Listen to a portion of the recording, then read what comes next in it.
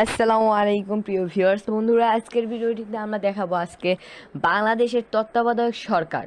তো বাংলাদেশের যে তত্ত্বাবধায়ক সরকার আমাদের সেনাবাহিনীর প্রধান নির্বাচন করেছেন রাষ্ট্রপতির সাথে আলোচনা করে, সেই সরকারে যারা যারা রয়েছেন 10 জনের নাম আপনাদের আমি দেখাবো।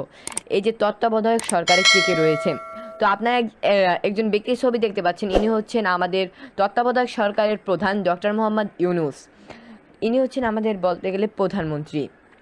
তারপর যিনি রয়েছেন বাকি সদস্যগুলো, বাকি সদস্য যারা হলেন তাদের এটা মাথায় রাখতে হবে, কিন্তু ইনি হচ্ছেন আমাদের প্রধান। তারপর বাকি সদস্যগুলোর মধ্যে রয়েছে ডক্টর সালিমুল্লাহ খান, আপনার ছবি দেখতে পাচ্ছেন ডক্টর সালিমুল্লাহ খানের। তারপর 2 নম্বর সদস্য রয়েছে ডক্টর আরিফ নজরুল, আপনারা এনারও ছবি দেখতে পাচ্ছেন। এরা কিন্তু আমাদের বাংলাদেশের তত্ত্বাবধায়ক সরকারের অধীনে রয়েছেন এবং দায়িত্বে সামনে তারা দায়িত্ব পালন করবেন। তারপর তিনি রয়েছেন যিনি হচ্ছেন বিচারপতি অবসর মোহাম্মদ আব্দুল ওয়াহাব মিয়া, আপনারা দেখতে পাচ্ছেন তার ছবি। আপনারা এদের চিনে রাখতে পারেন। আর যদি আপনাদের কোনো কিছু জানার থাকে তাহলে অবশ্যই আমাদের কমেন্টে লিখতে পারেন, আমি আপনাদের সর্বশেষ আপডেটগুলো দেওয়ার চেষ্টা করব।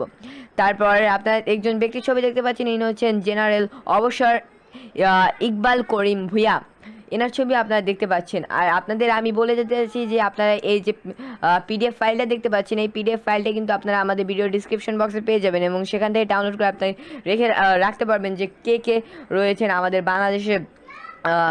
বাংলাদেশের তত্ত্বাবধায়ক সরকারে। তারপর আপনারা দেখতে পাচ্ছেন আরেকজনের ছবি। আপনারা এই জায়গায় কিন্তু 10 জনের ছবি রয়েছেন, 10 জন তত্ত্বাবধায়ক সরকার অধীনে যারা যারা কাজ করবেন তাদের ছবি। এই জায়গায় তিনি রয়েছেন মেজর জেনারেল অবসর সৈয়দ ইফতেখার উদ্দিন, আপনারা তার ছবি দেখতে পাচ্ছেন। তারপরে রয়েছে ডক্টর দেবপ্রিয় ভট্টাচার্য, এনাকে তো চেনারই কথা আপনাদের। তারপর পরের ছবিটা হচ্ছে মতিউর রহমান চৌধুরী, এনাকে তো বাংলাদেশের প্রায় মানুষই চিনে থাকেন। আর যারা চিনেন না তারা অবশ্যই আমাদের থেকে দেখতে পাচ্ছেন, আমাদের ভিডিও থেকে তাদের ছবি দেখতে পাচ্ছেন। তারপর রয়েছে ব্রিগেডিয়ার জেনারেল অবসর এম শাখাওয়াত হোসেন, আপনারা তার ছবি দেখতে পাচ্ছেন। তারপর রয়েছেন ডক্টর হোসেন জিল্লুর রহমান, তার ছবি আপনারা দেখতে পাচ্ছেন। তারপর সর্বশেষে যিনি রয়েছেন তিনি হচ্ছেন বিচারপতি অবসর এম এ মতিন। এটা শিক্ষার্থীদেরও অনেক কাজে লাগবে, যে আপনারা সামনে বুঝতে পারবেন যে কে কে আমাদের বাংলাদেশের তত্ত্বাবধায়কের সরকারের মধ্যে রয়েছে। এবং আপনারা অনেকেই হয়তো উপকৃত হয়েছেন যে আমি তাড়াতাড়ি আপডেটটা দেওয়ার চেষ্টা করেছি আপনাদের।